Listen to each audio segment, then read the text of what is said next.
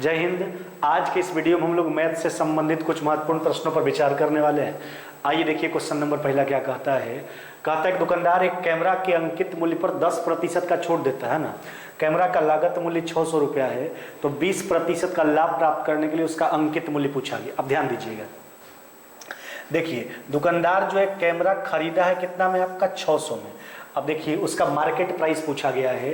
अब दुकानदार जो है 20% का लाभ भी कमाना चाहता है और 10% का डिस्काउंट भी देना चाहता है। तो सबसे पहली बात, अगर लाभ कमाना चाहता है तो कीमत बढ़ाना पड़ेगा। कितना करना पड़ेगा, 120 बटा कितना हो गया आपका 100।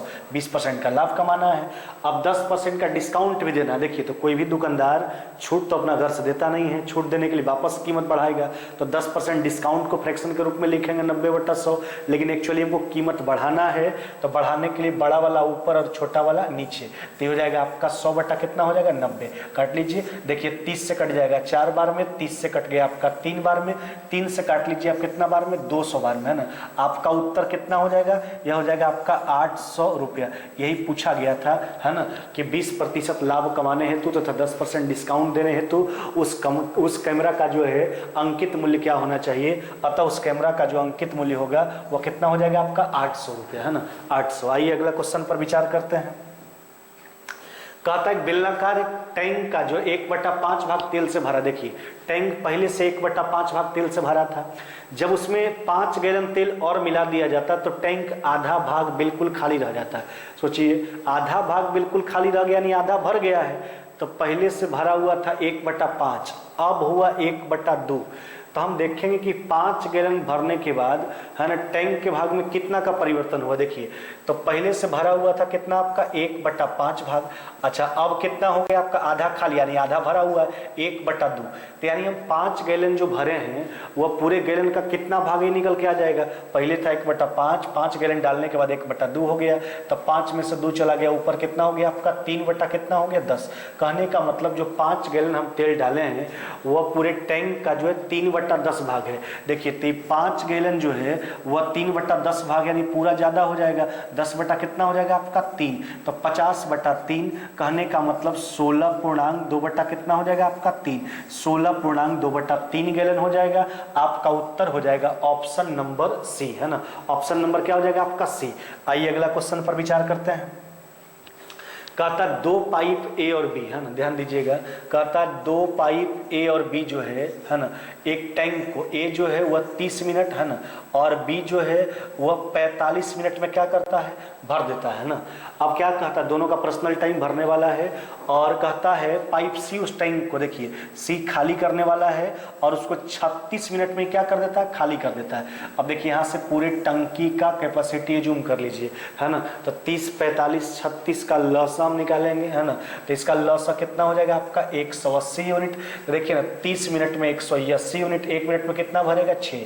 45 मिनट में 180 यूनिट, 1 मिनट में कितना भरेगा 4। और 36 मिनट में 180 यूनिट खाली करता है, 1 मिनट में कितना खाली करेगा 5, है ना। अब देखिए बात समझिए। कहता पहले ए और बी को खोला जाता है और 12 मिनट बाद सी को खोला जाता है। टैंक को कुल कितने समय भर पाएगा। अब देखिए बात समझिए, टैंक पूरा भरने में कितना समय लगेगा ये हमसे पूछा गया है। देखिए तब पूरा 180 यूनिट का टंकी है, इसमें ए और बी को खोलिए, 12 मिनट बाद सी को खोला जाता है, यानी 12 मिनट तक केवल काम किया ए और बी। तो ए और बी के 1 मिनट का काम कितना हो गया आपका 10 यूनिट। 12 मिनट काम करवा लीजिए, तब बचा आपके पास 180 माइनस में 120, 60 यूनिट।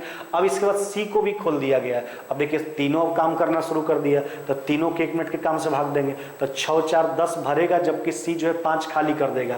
यानी अब जो है 1 मिनट में केवल 5 यूनिट भरा जा रहा है। तो ऊपर बच गया आपका 60/5, कितना हो जाएगा आपका 12 मिनट। अब देखिए बात समझिएगा, तो यानी 12 मिनट का जो समय आया ये तो सी को खोलने के बाद आया है।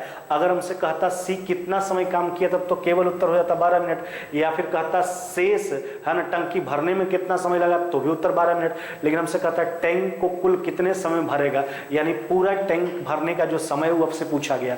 तो 12 मिनट तो अभी लगा, 12 मिनट ए और बी पहले से भी काम कर चुका, तो 12 प्लस में 12 आप आपका उत्तर कितना हो जाएगा 24 मिनट, है ना। कितना हो जाएगा आपका 24 मिनट, है ना। 12 + 12 आपका उत्तर कितना हो जाएगा आपका 24 मिनट, है ना। अब देखिए आपका उत्तर हो जाएगा ऑप्शन नंबर क्या हो जाएगा आपका डी, ऑप्शन नंबर डी। पूरा समय पूछा गया था इसलिए 12 मिनट आया आपका शेष कार्य का समय, और 12 मिनट ए और बी पहले कार्य कर चुका था, तो 12 + 12 कितना हो जाएगा आपका 24 मिनट, है ना। आइए अगला पर विचार करते हैं। कहता है एक बहुभुज का सबसे बड़े कोण का माप जो है बहुभुज के कोणों की औसत माप से 12 डिग्री ज्यादा है, तो सबसे बड़े कोण का माप 120 डिग्री है, तो बहुभुज में भुजाओं का संख्या पूछा। देखिए तो आपसे दे भी चुका है कि सबसे बड़ा जो कोण है आपका वह कितना है आपका 120 डिग्री। अब एक चीज ध्यान दीजिएगा, किसी भी बहुभुज के सभी अंतः कोणों का योग क्या होता है 2n माइनस में 4 समकोण या फिर n माइनस में 2 समपूरक। तो यहाँ पर हम बहुभुज के भुजाओं का संख्या जो है, बहुभुज में भुजाओं का संख्या मान लेते हैं an, है ना। अब देखिए बहुभुज में भुजाओं का संख्या अगर an मानते हैं तो यहाँ पर हो जाएगा आपका सभी अंतः कोणों का योग an माइनस में 2 समपूरक यानी 180, है ना। ये तो सभी अंतः कोणों का योग है। अब औसत कोण बताना है तो यहाँ पर भुजाओं की संख्या से भाग लगा दीजिए, तो n से भाग लगा दिए। अब देखिए क्या कहता है, सबसे बड़े कोण का जो माप है ना, उसके औसत माप से, है ना, बहुभुज के कोणों के औसत माप से 12 डिग्री ज्यादा यानी 12 डिग्री इसमें जोड़ लीजिए। अब चलिए इसको इधर भेजिए, तो इसको इधर भेजिएगा तो यह हो जाएगा आपका, उधर वाला देखिए लिख रहे हैं n माइनस में 2 गुना 180, है ना। अब बटा n, है ना, बराबर में थोड़ा गौर कीजिएगा 120 में से 12 चला जाएगा, कितना हो जाएगा आपका 108, है ना। अब देखिए इसको हल कर लीजिए। अब देखिए ना 36 से कट जाएगा आपका 3 बार में, है ना, और 36 से कितना बार में कट जाएगा आपका 5 बार में। हल कर लीजिए तो ये हो जाएगा आपका 5n, है ना, माइनस में कितना हो गया 10, बराबर में कितना हो गया आपका 3n। अब आगे हल कर लीजिए, उधर भेजेंगे, है ना, तो उधर भेज दीजिए तो ये हो जाएगा दिस इम्प्लाइज, ये हो जाएगा आपका 2n बराबर में कितना हो गया आपका 10, है ना। इसलिए n का मान कितना हो गया आपका 5। यही पूछा गया था कि उस बहुभुज में भुजाओं का संख्या कितना है, अतः उस बहुभुज में भुजाओं का संख्या कितना हो गया आपका 5।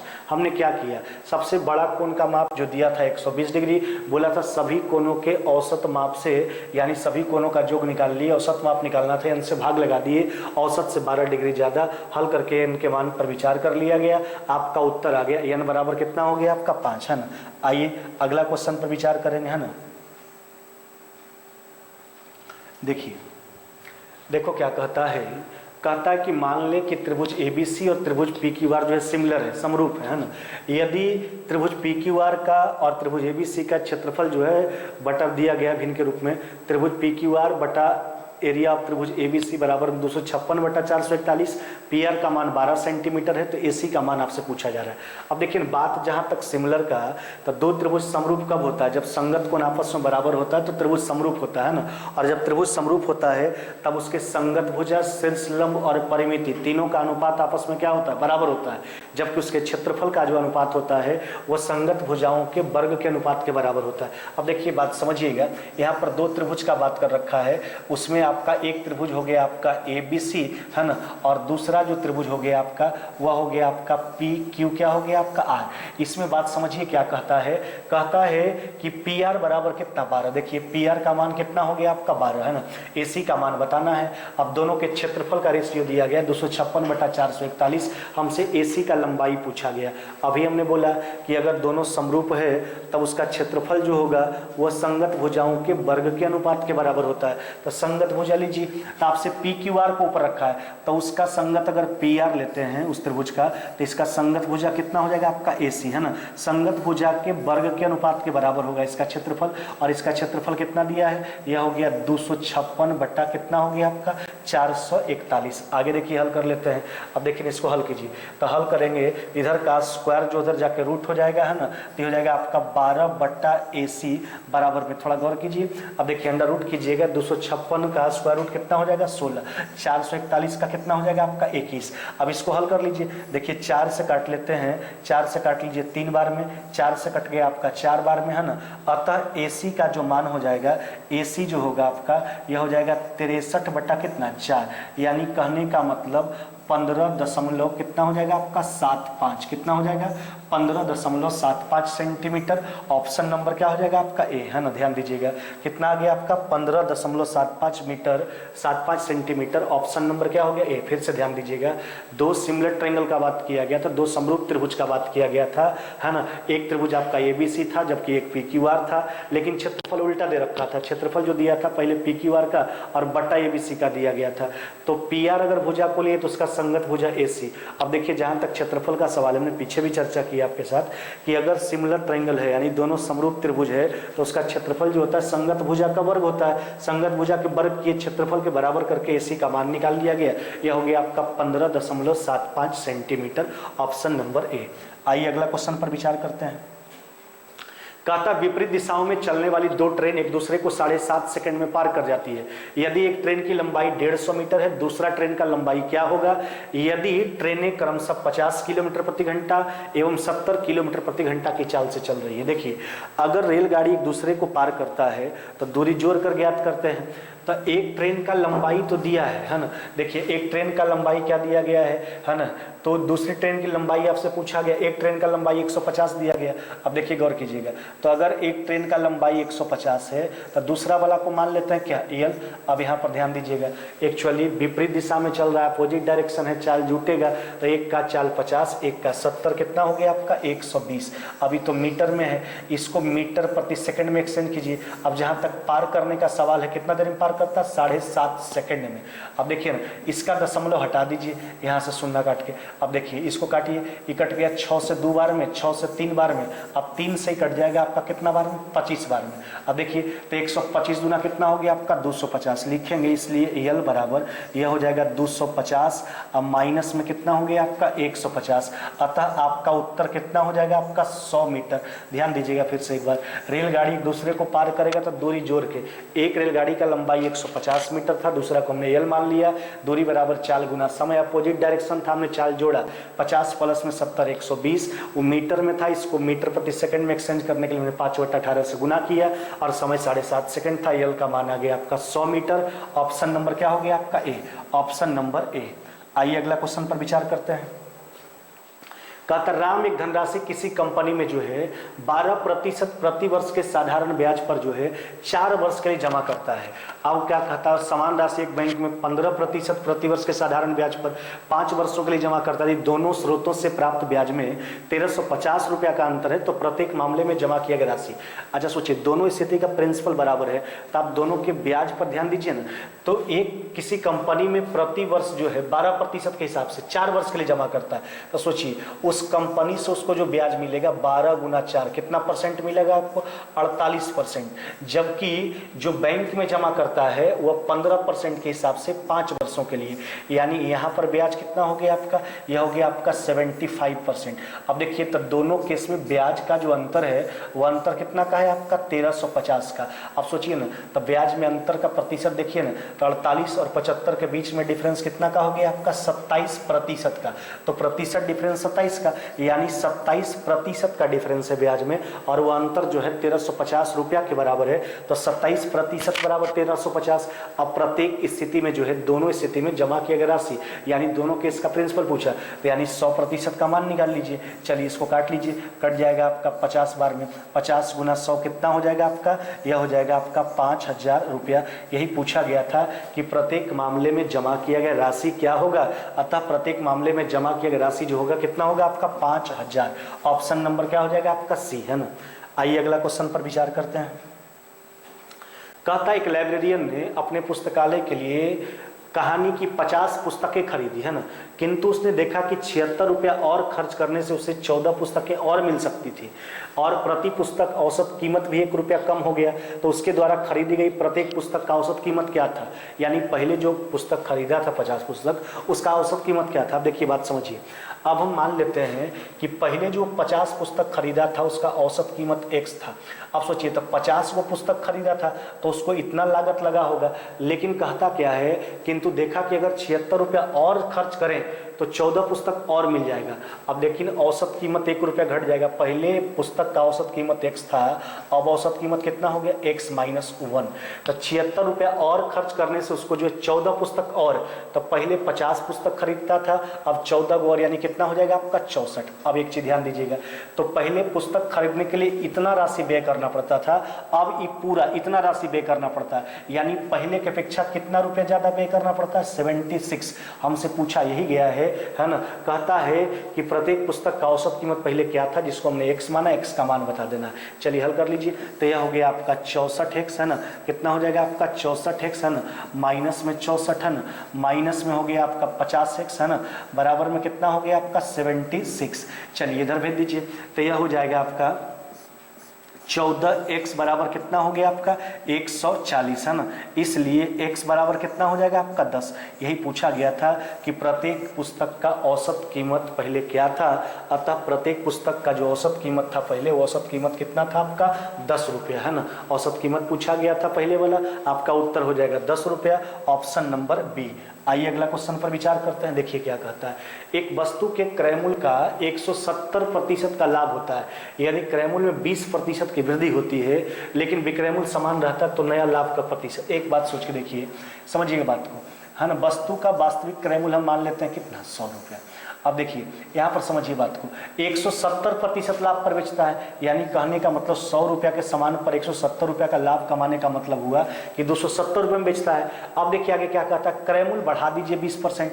तब पहले क्रय मूल्य 100 था, क्रय मूल्य कितना हो गया 120, लेकिन विक्रय मूल्य वही रहता है, विक्रय मूल्य समान रहता है, यानी 270 रुपया ही विक्रय मूल्य है, तो नया लाभ का प्रतिशत, यानी नया वाला क्रय मूल्य 120 और विक्रय मूल्य वही 270, तो यहाँ पर जो लाभ होगा वह 150 रुपया का होगा। कहाँ से होगा आपकी बार, 120 से। 50 120 का कितना परसेंट है, चलिए 50 से यहाँ काट लीजिए, 20 से कट जाएगा आपका 5 बार में, कट जाएगा 6 बार में, इसको काट लीजिए आप 25 बार में है ना, कितना हो जाएगा आपका 125%, 125% का यहाँ पर प्रॉफिट हो जाएगा। ऑप्शन नंबर क्या हो जाएगा आपका डी है ना, ऑप्शन नंबर डी है ना। आइए अगला क्वेश्चन पर विचार करते हैं। देखिए कहता है x बराबर जेड बराबर 225, वाई बराबर 226, तो हमसे कहता है x q plus y q plus z q minus में 3x बाई जेड का मान पूछा गया। अब एक चीज ध्यान दीजिएगा, देखिए तो कहता है एक्स क्यू है ना, प्लस में बाई क्यू है ना, प्लस में जेड क्यू, अब माइनस में 3x बाई जेड है ना। अब देखिए इसी का मान बताना है। अच्छा इसका मान एक्चुअली होता क्या है, इसका मान होता है आपके पास 1/2 into x plus by plus कितना जेड है ना, इंटू एक्स माइनस बाई का होल स्क्वायर है ना, और जोड़ बाई माइनस में जेड का होल स्क्वायर है ना, और ये हो जाएगा आपका जोड़ जेड माइनस एक्स का क्या हो जाएगा आपका होल स्क्वायर। अब ध्यान दीजिएगा एक बात, अब यहाँ पर सारे मान का प्रयोग कर लीजिए, आपको मान गिवन किया गया है। देखिए एक्स और जेड का मान बराबर है कितना है 225, बाई जब का 226 है। अब देखिए ना, जहाँ तक ये आपका 1/2 into x plus by plus Z का सवाल है, तो 225 गुना ये हो जाएगा आपका 3, फिर एक बढ़ा लीजिए क्योंकि एक ज़्यादा है, तो ये हो जाएगा 675, एक कितना हो जाएगा आपका ये 676, ये हो गया आपका x plus by plus Z का मान। आगे देखिए एक्स माइनस वाई का होल स्क्वायर, एक्स का मान 225, वाई का मान 226, डिफरेंस हो गया एक का। अब माइनस में एक रहे चाहे प्लस में, स्क्वायर करेंगे तो पॉजिटिव हो जाएगा, जबकि बाई और जेड के बीच का भी डिफरेंस एक, तो एक का स्क्वायर एक, लेकिन जेड और एक्स दोनों का तो मान बराबर है, तो उसके बीच का डिफरेंस हो जाएगा 0, तो हो गया आपका 0। देखिए ना, ये भी 2 होगा, ये भी 2 होगा, 2 से 2 काट लीजिए, आपका उत्तर कितना हो जाएगा 676, 676। ऑप्शन नंबर क्या हो जाएगा आपका बी, ऑप्शन नंबर बी है ना। आइए अगला क्वेश्चन पर विचार करते हैं। देखिए क्या कहता है, कहता है यदि एक लंब प्रिज्म का आधार, ऊंचाई और आयतन कहता है क्रमशः दिया गया है आपके पास है ना, तो हमसे कहता है पी का मान बताने के लिए कहता है। देखिए ना, यहाँ पर होना चाहिए प्रिज्म के आधार का क्षेत्रफल है ना। अब देखिए प्रिज्म के आधार का क्षेत्रफल, ऊंचाई और आयतन दिया गया है, पी का मान बताना है। अब देखिए जहाँ तक प्रिज्म का सवाल है, तो प्रिज्म का आयतन होता क्या है, आधार का क्षेत्रफल गुने ऊंचाई। तो आधार का जो क्षेत्रफल आपको दिया है, वो आधार का क्षेत्रफल क्या दिया है 3√3 है ना, बाई 2 इंटू पी स्क्वायर। अब देखिए जहाँ तक ऊंचाई का सवाल है, ऊंचाई जो आपको दिया गया है वह दिया गया है आपका 100 क्या दिया 3 है ना। अब देखिए जो आयतन दिया है वह कितना दिया गया आपको 7200। अब देखिए ना, हल कीजिए इसको आराम से। देखिए तो हो जाएगा आपका 100 और √3 गुना √3 3 हो जाएगा, और ये हो जाएगा 3 पहले से है, तो कहने का मतलब 100 और 9 गुना 9 कितना हो जाएगा आपका 900। देखिए ना, तो 900 हो गया आपका, है ना, तो 900 से काट लेंगे कितना बार में आपका 8 बार में, है ना, तो ये हो जाएगा आपका p² बराबर में कितना हो गया आपका 16। इसलिए p का जो मान हो जाएगा वो इधर स्क्वायर जाके इधर अंडर रूट हो जाएगा, तो p का मान कितना हो जाएगा आपका 4, यानी 16 का स्क्वायर रूट कितना हो जाएगा 4। यही पूछा गया था कि p का मान बताइए, अतः p का मान कितना हो जाएगा आपका 4, है ना, p का मान कितना हो जाएगा 4, है ना। आइए अगला क्वेश्चन पर विचार करते हैं। कहता है दो संख्याओं का जो गुणनफल है वो 324 है और उनका मौसा 3 है, उनका लौसा पूछा गया। ध्यान दीजिएगा, आप जानते भी होंगे कि अगर दो संख्या का चर्चा करते हैं हम, है ना, तो उसमें दो संख्याओं का जो गुणनफल होता है उसके लौसा और मौसा के गुणनफल के क्या होता है, बराबर होता है। कहने का मतलब दो संख्या का गुणनफल जो होगा वह लौसा और मौसा के गुणनफल के बराबर होगा। तो देखिए, तो अगर दो संख्या का गुणनफल 324 है तो समझिए यह जो है उसके लौसा और मौसा का भी गुणनफल होगा, तो ये लौसा मौसा का भी गुणनफल हो गया। इसमें मौसा से भाग लगा देंगे, लौसा निकल के आ जाएगा, काट लीजिए आप 108 बार में, है ना। आपसे एलसीएम ही पूछा गया था, अतः एलसीएम जो हो जाएगा आपका वह कितना हो जाएगा आपका 108। ऑप्शन नंबर क्या हो जाएगा आपका ए। तो बस केवल याद रखिएगा कि दो संख्याओं का जो गुणनफल होता है उसके लौसा और मौसा के गुणनफल के क्या होता है, बराबर होता है। तो दो संख्या का गुणनफल 324, समझिए वो लौसा मौसा का भी गुणनफल है, उसमें मौसा से भाग लगा देंगे, लौसा निकल के आ जाएगा। आइए अगला क्वेश्चन पर विचार करते हैं।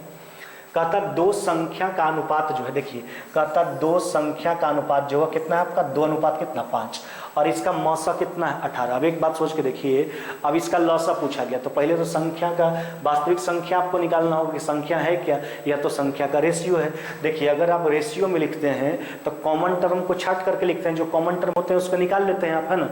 अब देखिए तब मौसा ही 18 है, तब मौसा के बारे में आप क्या जानते हैं, हाईएस्ट कॉमन फैक्टर। मौसा का मतलब होता है सब में सबसे बड़ा कॉमन टर्म, यानी मौसा अगर 18 है यानी दोनों संख्या में कॉमन कितना है 18, यानी 18 से गुना करेंगे। तो 18 से जैसे ही दोनों संख्या में गुना कीजिएगा तो दोनों संख्या का मान, दोनों संख्या के रेशियो में, तो दोनों संख्या का मान प्राप्त हो जाएगा। तो हो जाएगा आपका 36 और यह कितना हो गया आपका 90। नहीं, क्या बोले, जब रेशियो हम लिखते हैं किसी को तो जो कॉमन होता है उसको छाट के लिखा जाता है। और मौसा के बारे में हमको मालूम है कि मौसा जो है वह जो होता है सबसे बड़ा कॉमन टर्म होता है। तो दो संख्या का मौसा 18, यानी दोनों में कॉमन 18 है। 18 से गुना किया हमने, एक संख्या 36 एक संख्या 90। अब इसका लौसा पूछा गया। अब देखिए लौसा का मतलब क्या होता है, प्रत्येक संख्याओं से कटने वाला सबसे छोटी संख्या। तो दोनों से कटने वाला सबसे छोटी संख्या कितना हो जाएगा आपका 180। 180 ऑप्शन नंबर क्या हो जाएगा आपका ए, है ना। ऑप्शन नंबर क्या हो जाएगा आपका ए, है ना। आज के वीडियो में बस इतना ही, मिलते हैं आगे नेक्स्ट वीडियो में।